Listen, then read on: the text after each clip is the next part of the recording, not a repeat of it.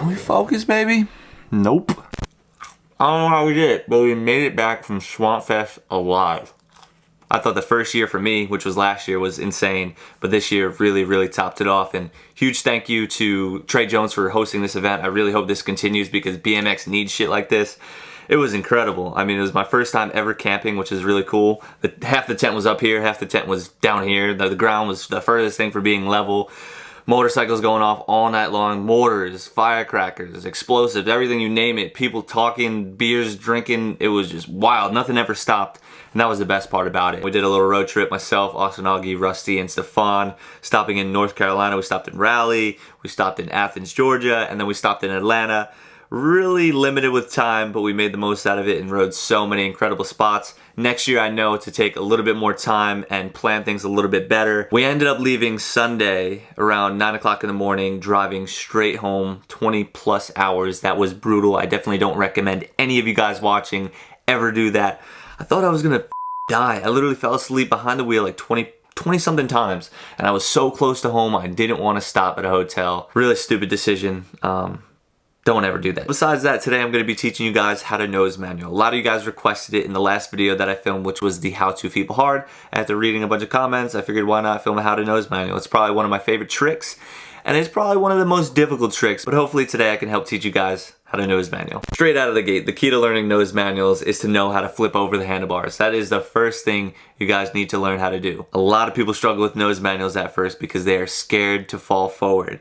And with this trick, it is a necessity to know how to jump over the handlebars. All you need to know how to do is push your bars all the way down to the floor and jump over your bike. It's really as simple as that, but it all comes down to commitment. There comes a point where you just can't save it anymore, and you're gonna have to jump over your handlebars, otherwise you're gonna get caught and it's gonna hurt. And unfortunately, we all go through that. You're gonna have to learn the hard way, and you're gonna have to take a few crashes. Do it into grass, do it into dirt, do it into park foam, whatever it may be. Just get comfortable jumping over the handlebars, because believe it or not, this is gonna help you find your balance, and you won't be scared to get too steep.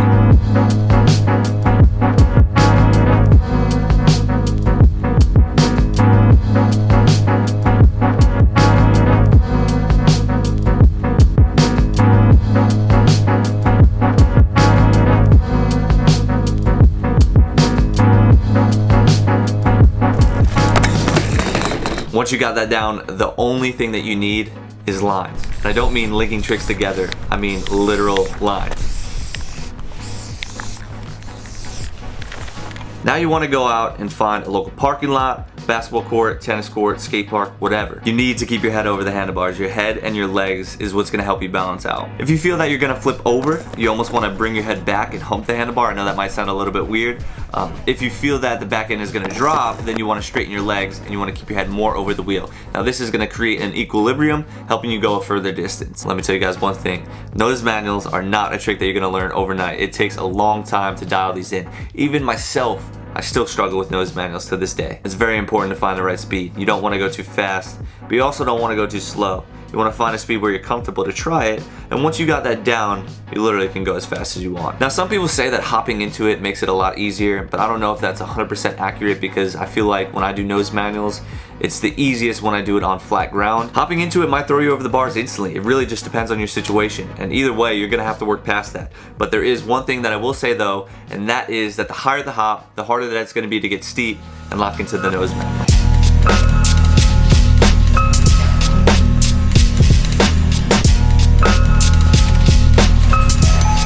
Definitely start small and work your way up. Set distances to achieve, and once you've accomplished that, just keep going further.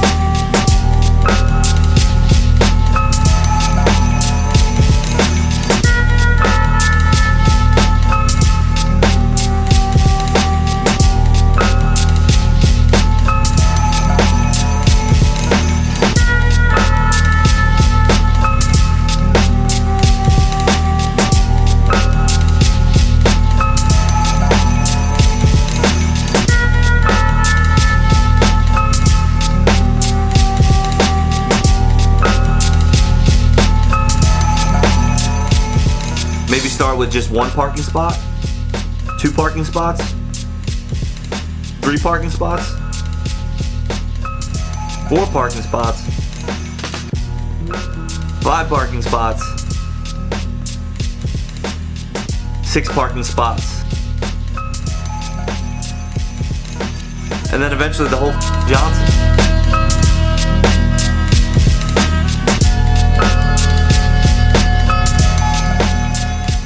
You can take nose manuals anywhere and link them with anything, and I think that's the reason why it's one of my favorite tricks to do. However, it is frustrating at times, but I think that's the reason why I love technical riding. It feels amazing when you achieve that goal. Now once you got the nosies, take it to a skate park, take it to a quarter, to a bend, maybe a curb setup, maybe a ledge setup. The list is endless.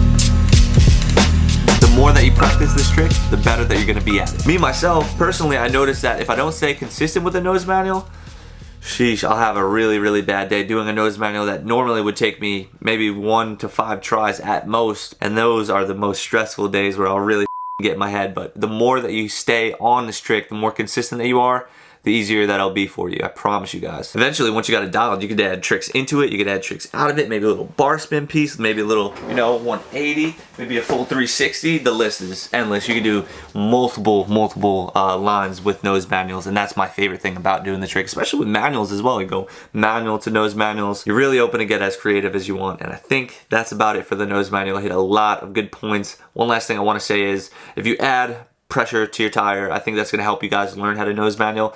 Please do not try nose manuals with like 10 to 20 psi. You're literally just going to sink it to the ground and flip over. That's really it. There's really not much to it. If I helped you guys learn how to nose manual, do me a favor, drop a like on this video. Also, leave a comment down below and let me know which how-to tutorial you would like me to film next. Wow, that's a tongue twister. How-to tutorial. How-to tutorial. How-to tutorial. Say that like 10 times fast.